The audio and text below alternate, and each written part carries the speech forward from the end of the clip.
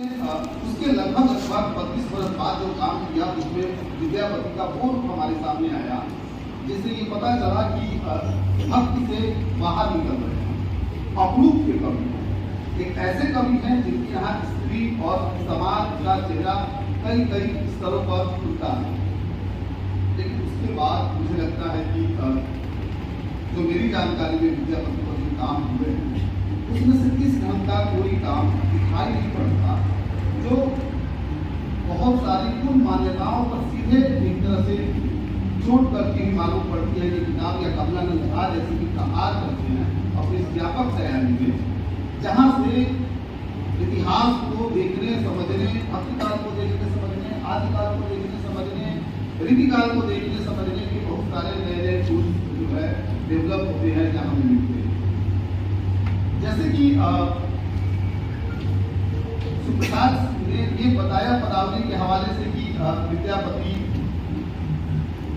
श्रृंगारी कवि है और उनके श्रृंगार के कई शेड्स हैं, कई स्तर हैं। बाबूराम सक्सेना और बहुत सारे लोगों ने काम करते हुए कृतिलता का महत्व बताया और बताया कि उस किताब में जो विद्यापति का जो कवि रूप है वो बहुत ठीक ढंग से अभिव्यक्त हुआ है और जौनपुर से लेकर के मिथिला के बीच का जो पूरा का पूरा समाज है वो आया है। लेकिन लिखनावली के बारे में बहुत ज्यादा बातचीत कम से कम हमारी हिंदी की दुनिया में सीधे सीधे नहीं हुई। पुरुष परीक्षा के बारे में उन किताबों में बातचीत हुई है जो हिंदी में छप कर तो आई, लेकिन हम तो ये हिंदी के विद्यार्थी यहाँ बैठे हैं और जो इतिहास की किताब पढ़ते हैं वहाँ उस तरह से बातचीत नहीं हुई। हमें से बहुत कम लोग ये जानते रहे होंगे कि किसी जमाने में ICS की परीक्षा के लिए कंपल्सरी था, टेक्स्ट हुआ करती थी, रिहर्सल से लेकर के और लंदन से लेकर के भारत में किताब पढ़ाई जाती थी, पूरे सिविल सर्विस लर्निंग होती थी। इस रूप में भी विद्यापति का एक चेहरा जो है हमारे सामने आता है। लिखनावली को पढ़ते हुए और उसके हिस्से को देखते हुए कमलानंद झा जी बार बार ये दिखाते हैं कि लिखनावली में क्या है, समाज का वो सारा का सारा हिस्सा, चाहे कर्ज की बात हो, चाहे वो कर की बात हो, चाहे वो बेटी के हत्यार की बात हो, मुकदमों की बातें हो, पत्रों में जो की गई हो, मेरिटल रेप की शादी जिससे कह रही थी उसकी बातचीत हो, वो इतना ज्यादा उसको एक तरह से कंटेम्परेरी बनाने की कोशिश करते हैं पूरे टेक्स्ट। पुरुष परीक्षा में इसी तरह से 44 कथाएं देते हुए वो ये भी कहते हैं, कोई छूट नहीं देती। हालांकि एक जगह वो ये सवाल खड़ा करते हैं या उठाते हैं कि कहीं ऐसा तो नहीं है कि पुरुष परीक्षा में जो विद्यापति की जो ठीक ठीक पुरुष बातें जो दृष्टि आई है ये कहीं प्रक्षिप्त तो नहीं। लेकिन फिर वो ये भी उसके साथ एक शंका जोड़ देते हैं और वो जोड़ते हुए कहते हैं कि कहीं पदावली में तो ऐसा नहीं किया गया हो कि पुरुष को लेकर के जो उनका नजरिया बहुत उदार है वो जोड़ा गया। फिर वहां पर सचेत होते हुए ये भी कहते हैं कि नहीं, इसकी उम्मीद कम है। पदावली चूंकि लोक में रची बसी है और लोग उसका एक तरह से ठीक ठीक पाठ करता है, उसकी स्थितियां शामिल है, तो उसके हवाले से कहते हैं कि इसमें प्रशिक्षित होने की संभावना शायद कम है, जबकि उस परीक्षा में हो सकता है कि कुछ जोड़ा गया। लेकिन तो अलग बात है कि किसी कवि या किसी रचनाकार में हम इस तरह की किसी गुंजाइश की तलाश करेंगे, ये भी हो सकता है कि इस तरह का कंसेशन देने की कोशिश कर रहे हैं। लेकिन ये भी है कि कवि अपने समय में है और उस समय में कई बार अपनी घटनाओं में होता है और कई बार उन घटनाओं से जब मुक्त होता है वही वो बहुत क्रिएटिव और एक तरह से कंटेम्परेरी और डायनेमिक होता है हमारे लिए किसी के लिए। ये सारी बातचीत होती है।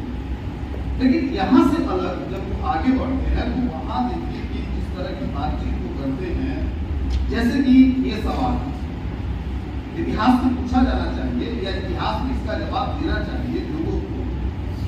हम लोग पिछली बार पाठ्यक्रम बना रहे हैं और पाठ्यक्रम बनाते हुए हम लोगों ने एक टाइटल रखा पेपर का आदिकाल और भक्तिकाल। मैंने अपने वरिष्ठ साथियों से पूछा कि आदिकाल की शुरुआत कहाँ से, तो उन्होंने कहा कि विद्यापति से, क्योंकि हम विद्यापति को पढ़ाते रहे हैं आदिकाल के बारे में। ऐसी बात है कि अगर बंटवारा काल विभाजन का देखें, चाहे वो रामचंद्र शुक्ल का हो, चाहे महाराज प्रसाद द्विवेदी का, और विद्यापति का लेखन देखें तो विद्यापति आदिकाल के किसी भी खांचे में बैठते हुए मालूम नहीं पड़ता। आप कहेंगे कि प्रवृत्तियों के आधार पर तो जब लिखनावली और पुरुष परीक्षा पर बातचीत होती है और कीर्तिलता पर बातचीत होती है और जिस तरह से कीर्तिलता का बाजार और जैसी का बाजार हमारे सामने आता है तो लगता ही नहीं है कि ये उस तरह से है।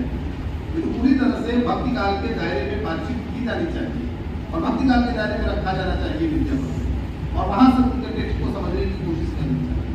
लेकिन एक और रिश्ता बनता है, जैसे कि अगर आप आदिकालीन साहित्य को देखिए तो एक दिलचस्प मामला आपको दिखाई पड़ेगा, खास तौर से जिसे हम आख्यान का विज्ञापन या विरह का काम कहते हैं और जिसे हम लोग से जोड़ते हैं, जैसे कि भीषण देवरास,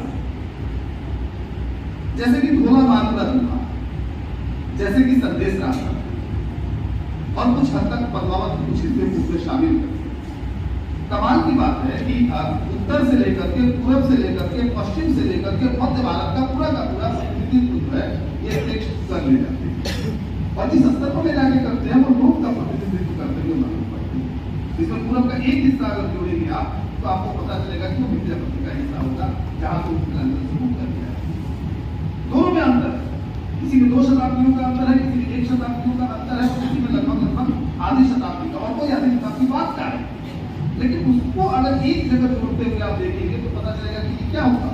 विद्यापति की पदावलियां, भोला बाबू दूल्हा के पद, संदेश रासर, भीषण देवरास, इसमें सब में क्या है? स्त्रियों का दुख, उनकी पीड़ा, उनकी पूरी कहानी है। और ठीक इसे यहाँ से जोड़िए कि जहाँ प्रोफेसर कमलानंद झा ये बातचीत करते हुए ले जाते हैं नैतिकतावादी युग में, सुधीश पचौरी का, चारू गुप्ता का रेफरेंस लेते हैं और अभिलाष शर्मा। चारू गुप्ता ने अपनी किताब में रामविलास जी का उद्धरण उद्धृत किया, जिसे सुधीश पचौरी ने सेक्सुअलिटी का समारोह, उनकी किताब है निकाल, उसमें कोट किया और कहा कि आप इसी से समझिए कि 20वीं शताब्दी के आरंभ में जो इतिहास लिखा जा रहा था या साहित्य में जो चिंतन हो रहा था, जो बौद्धिक चिंतन हो रहा था, उस चिंतन की दिशा कहाँ से तय हो रही थी? आखिर क्या बात थी कि महावीर प्रसाद द्विवेदी ने कहा था कि उनकी काल में है ही क्या, सिवाय इसके बीच में परकिया का प्रेम है और तुम्हारी स्त्रियों के पाप कर्म है, इसे प्रतिबंधित कर दिया जाना चाहिए या नष्ट कर दिया जाना चाहिए। ध्यान रखिए कि ये अक्षरशः मैं नहीं कह रहा हूँ, वो उदाहरण भी मैं कोट कर सकता हूँ, लेकिन थोड़ा समय बचा रहा हूँ, लेकिन एक ठीक लगभग ये कहा। ये सरस्वती के संपादक की राय है नीतिकाल के बारे में, ये उस संपादक की राय है जो चिट्ठी से हाथी तक कविता करने की गुंजाइश तो देता है, लेकिन व्यक्तिगत कविता करने की कोई गुंजाइश या छूट नहीं देता है। ये उस संपादक की बात है जो एक तरह से सीधे जो व्यक्तिवाद है या कविता में जिसे कहते हैं कि इंडिविजुअल का एक्सप्रेशन है, उसे कम से कम रोक देता है। और तो सिर्फ वही संपादक नहीं रोकता, उन के सारे लेखक रोकते हैं। इसलिए कमलानंद झा जी जगह सवाल खड़े करते हैं कि अमीर खुसरो और विद्यापति दोनों को राजचंद्र शुक्ल फुटकर खाते में रखते हैं, जबकि हिंदी साहित्य के इतिहास की जो शुरुआत होती है और कविता की जो शुरुआत होती है, ये दो कवि ऐसे कवि के रूप में हमारे सामने आते हैं जिनके यहाँ स्त्री मुक्ति और स्त्री का जीवन सबसे अधिक जो है मुखर होकर के आता है। काहे तू गया है विदेश से सुन बाबू, सुप्रीम कोर्ट ने बहुत बाद में जाकर के कहा होगा भैया को देने वाला लगला, हमको देखो परदेश में, खुसरो ने बहुत पहले कहा था। वो आग्रह उसने भी वेदना देखी है, वो कहा था कि जो है मेरे बाबू को दे दो, भैया को दे दो, और व्यवस्था उसकी देखी इस तरह से। और विद्यापति क्या, स्त्री का पूरा जो संसार है वो दूसरी तरह से रचा जाता है। तो जब वो इस पर बात करते हैं तो बताते हैं कि पूरा का पूरा जो एक विक्टोरियन जो नैतिकता है, जो नवजागरणकालीन दबाव है, जो कि मुक्त और ज्यादा स्वच्छंद जीवन को रोक रहा है, और यही कारण है कि नीतिकाल की सारी कविता इस तरह से आकी जाती है जो चमत्कार के अलावा, मजेदार के अलावा, और जिसमें कि बिल्कुल हम शाब्दिक चमत्कार लाके छोड़ देते हैं। आज भी इसी तरह से पढ़ते हैं नीतिकाल की पूरी कविता की, जिसको लेकर के नाक बहुत पूछते हैं। इसलिए कमलानंद झा जी इस किताब में एक बातचीत करते हुए कहते हैं कि हमारे शिक्षक करते क्या है, शिक्षा क्या है आप करेंगे उनके लिए, जिसके लिए लिखते हो वो लिखते कि हमारे शिक्षक करते क्या है विद्यापति के नाम पर, या तो उनके पास हम पढ़ाते नहीं, या जब पढ़ाते हैं तो दूसरी ही दिशा में देखते हैं, हम अपने विद्यार्थियों को फेस नहीं करते। अगर क्लास में लड़कियां हुई तो बिल्कुल ही बात करना हम नहीं चाहते, हम उससे बचते हैं। और पाठ्यक्रम तय करते हुए हम करते क्या है, क्योंकि हमने ये बना रखा है कि पाठ्यक्रम तय करते हुए विद्यापति के अधिक से अधिक यही पद डाले जाए जो भक्ति पर हो, या वसंत से जुड़े हुए हो, या भोलेनाथ से जुड़े हुए हो, या पार्वती और शिव के विवाह का जिसको वर्णन हो, वही पद रखे जाए और उसी में बातचीत हो। और अगर थोड़ा एक कदम आगे बढ़ भी जाए तो वो जो वयोशक्ति के पद है, जो बिल्कुल एकदम जो 16 अवस्था से जाने के जो पद है, जहाँ पर बहुत सारे बायोलॉजिकल डिफरेंसेस होते हैं, वो उसकी चर्चा हम करते हैं। लेकिन क्या विद्यापति को इससे आगे जाकर के भी हम देखते हैं या देखने की हम कोशिश करते हैं कि विद्यापति की कविता क्या करती है। इसलिए वो बात करते हुए किताब में करते हैं कि सेक्स डिस्कोर्स और सेक्स एजुकेशन। आज जो सेक्स एजुकेशन हमारे एजुकेशन का एक हिस्सा बन रहा है, उसमें पूरी तरह से लेकर के विद्यापति की कविता को अगर आप देखेंगे तो आपको अंदाजा लगेगा कि विद्यापति का पद क्या है। हम एक पद को बहुत आराम से पढ़ते हैं और पद इतना सा है कि सुपुरुष प्रेम सुधारी अनुराग दिन दिन बढ़े अनुराग। लेकिन कभी सोचा भी है कि सुपुरुष क्या है? आज जिसे कह रहे थे पुरुष और पुरुषाभास, इसका डिफरेंस को समझिए। और इस तरह से देखिए कि सुधारी क्या है। सुधारी की तो भरमार थी विद्यापति के दौर में, स्त्रियां ही स्त्रियां थी। लेकिन क्या सभी स्त्रियां विद्यापति के लिए सुधरी थी क्या? और सुधरी होने की अर्हता क्या थी? या उसे कैसे अर्जित किया जाता था? और सभी पुरुष क्या सुपुरुष थे क्या? नहीं थे। इसलिए विद्यापति की कविता को और उस कविता को जब खास तौर से आप देखेंगे तो पता चलेगा कि विद्यापति न सिर्फ स्त्री को प्रश्न करते हैं बल्कि पुरुष को भी प्रश्न करते हैं और एक नए तरह से बनते। इतनी बढ़िया क्राफ्टिंग करते हैं अपने समय में। उस समय का मिथिला का वो समाज बिल्कुल दबा हुआ समाज और वो समाज जिसमें स्त्रियों की स्थिति क्या है ये छिपा नहीं है। इसके मतलब आप कहिए कि सैकड़ों ऐसे पद मिलेंगे जहाँ वो स्थिति आपको दिखाई देगी। जब वो करते हैं पूरी तरह से, तो कैसे तैयार करते हैं। और यही वजह है कि जब वो कहते हैं कि सुपुरुष प्रेम सुधनी अनुराग, तो पुरुष कैसा होगा जिस पर स्त्री, और कौन सी स्त्री? सुधनी, निछावर हो जाए। और सुधनी क्यों होगी? सुधनी इसलिए होगी क्योंकि प्रेम का साहस, प्रेम में सारी दीवारें तोड़ देने का साहस, अपने प्रिय से मिलने जाने का साहस और अपनी तरह की जिंदगी अपने आप में चुन लेने का साहस, ये कोई सुधनी नहीं कर सकती है। धनी सामान्य स्त्री के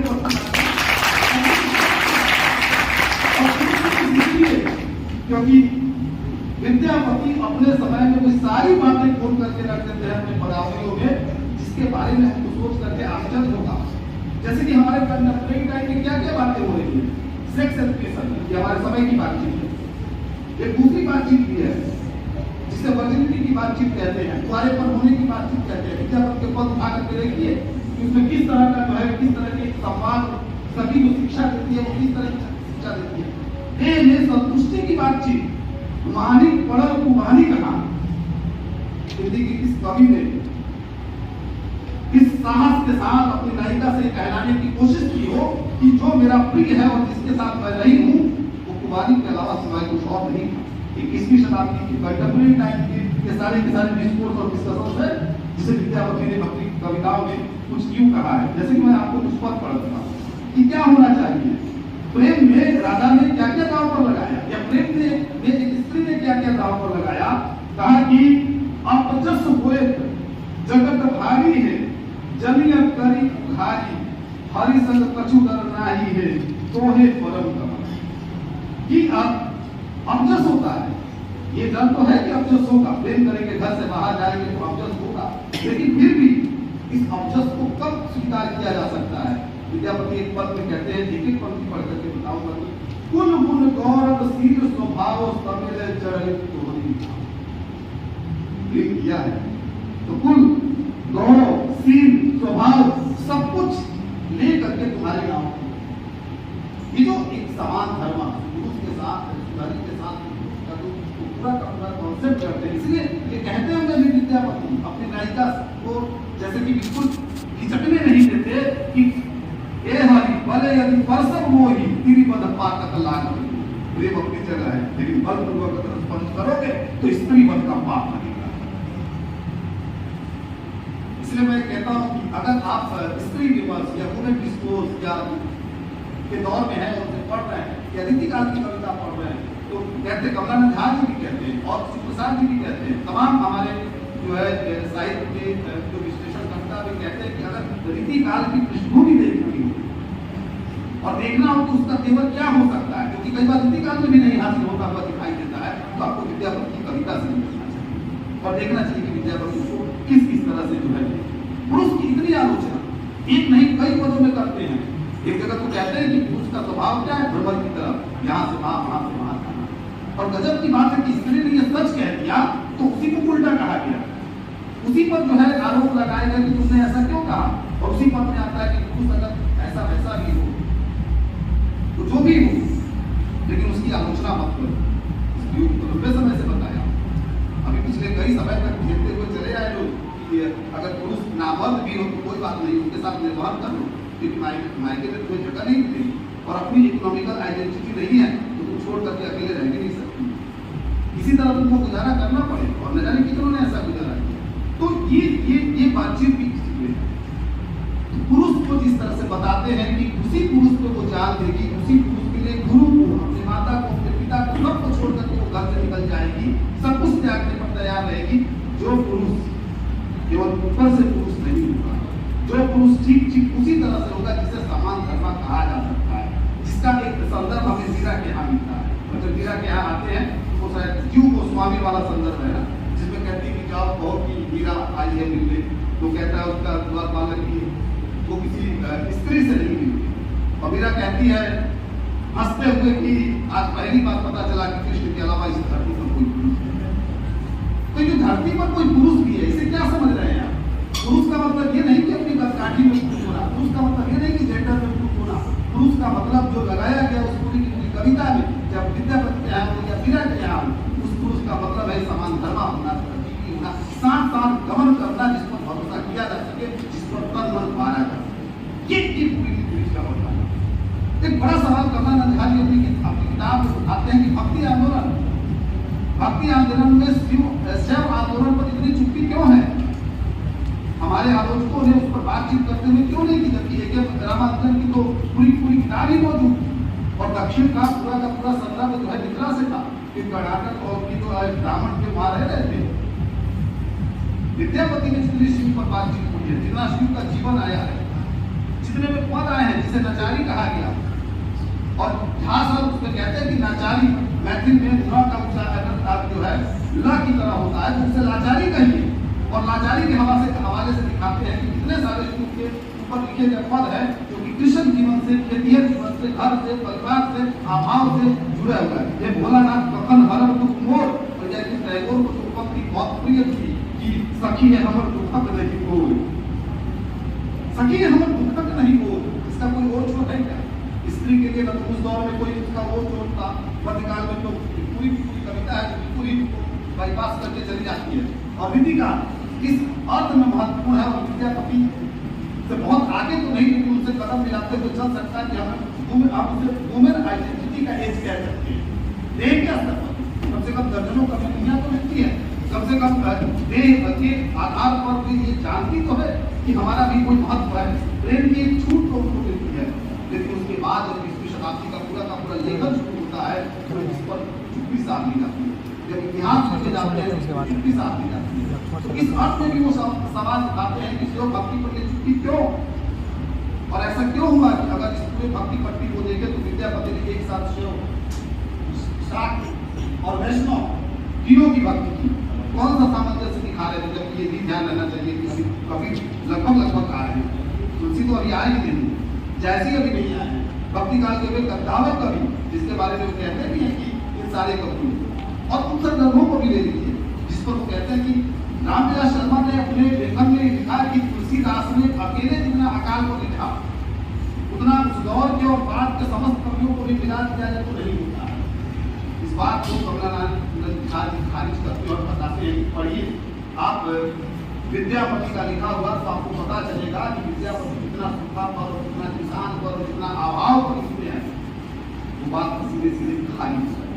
ऐसी ढेर सारी बहुत सारी ऐसी स्थापनाएं हैं, समय का अभाव है, जिसको इस किताब में लेकर के आते हैं।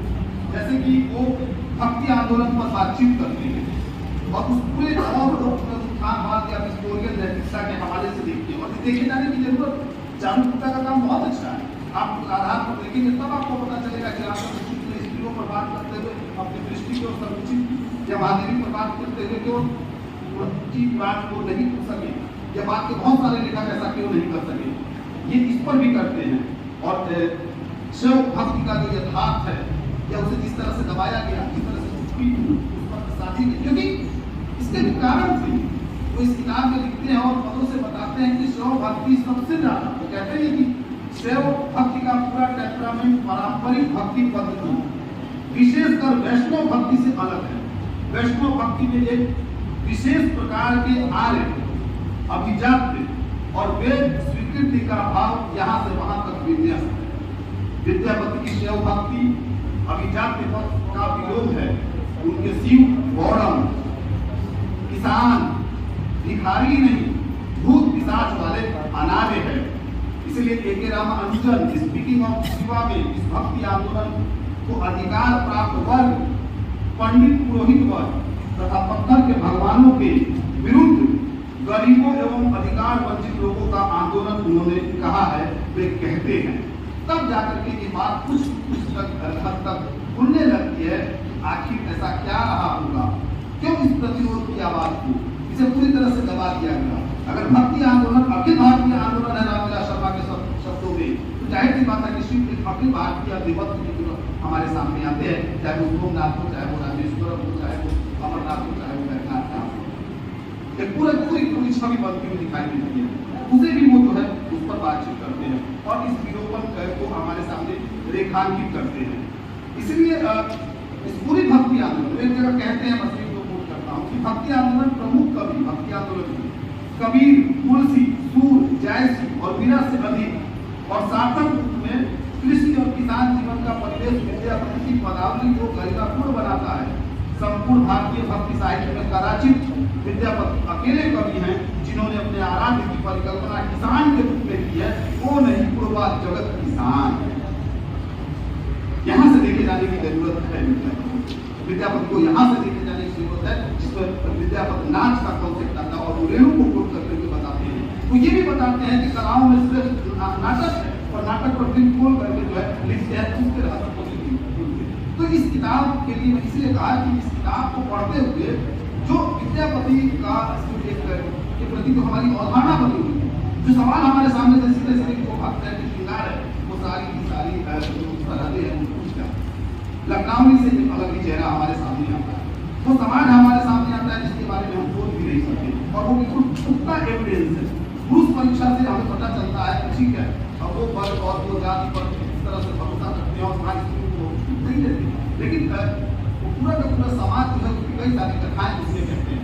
कीर्तिलता के बारे में, कीर्तिलता की आरंभिक पंक्तियां हम सब आप टेक्स्ट में पढ़ाते रहे हैं कि कवि होने का बोध किन कवियों को था। जयसी को था, जयसी ने तो कहा ही था कि ललितों की तस्वीर भी डाला और ये शादी की साथ, लेकिन और मैं जानी कवि नाम अपनी अलग जगत में था। लेकिन उससे पहले और कबीर से पहले विद्यापति के यहाँ आएंगे तो आपको मिलेगा कि विद्यापति ने किस तरह से कवि होने पर बल दिया है। उसी कीर्तिलता में कहा है कि घर घर पर कवि है, घर घर कविता सुनने वाले लोग हैं, लेकिन अच्छे कवि की पहचान नहीं हो रही है, दुर्लभ है। ये सारी की सारी बातचीत वो करते हैं। वो वही कहते हैं, कवि को कहते हैं कि भाषा जो है बहता है और भाषा जो है क्या है, संस्कृत है, खूब भाषा बहता नहीं। विद्यापति क्या है, वही कहते हैं उसी कीर्तिलता में कि संस्कृत का मर्म जो है, संस्कृत अब लोगों के पल्ले नहीं पड़ती, प्राकृत का मर्म लोग समझ नहीं पाते, इसलिए मैं देसी बहना में बातचीत और देसी बहना। और ये एक नई अवधारणा इस तरह से लेकर के कमलानंद झा जी कि कहते हैं कि संस्कृत की परंपरा या देववाणी और उसके साथ जो मलेच्छों की वाणी जो उस दौर में थी, वो जौनपुर से पूरा पितला से लेकर के और जौनपुर के बीच की जो आवाजाही है, जो बाजार पड़े हैं, उसमें जो सोने के और तमाम तरह के व्यापारियों की, यहाँ तक कि वेश्याओं के साथ उसका पूरा वर्णन देख करके लगता है कि ये ठीक है। एक बार मैंने प्रमोद सर से बात की कि ऐसा क्यों होता है हर कवि क्या, उन्होंने कहा कि ये एक तरह से कथानक रूढ़ी की तरह है, मध्यकाल का और खास तौर से भक्ति काल लगभग सभी यहाँ बाजार किसी तरह से मिलेंगे, लेकिन जिस तरह से विद्यापति ने आंखों देखा वर्णन किया है उसका वो दिलचस्प। तो कुल मिलाकर के सर को बहुत सारी बधाई और आपसे बस यही आग्रह है कि इस किताब को पढ़िए और हो सके तो बिल्कुल सेक्रेटरी की विद्यापति का जो मूल टेक्स्ट है वहां तक पहुंचिए। और अगर आपको लगता है कि नहीं इसमें से भी कोई गुंजाइश तलाशी जा सकती है, जिसकी मैं पूरी तरह से उम्मीद भी करता हूँ, गुंजाइश तलाशी जा सकती है, उसे तलाशा जाना चाहिए और लगातार इस पर बातचीत की जानी चाहिए। आप सभी का बहुत बहुत धन्यवाद, आभार।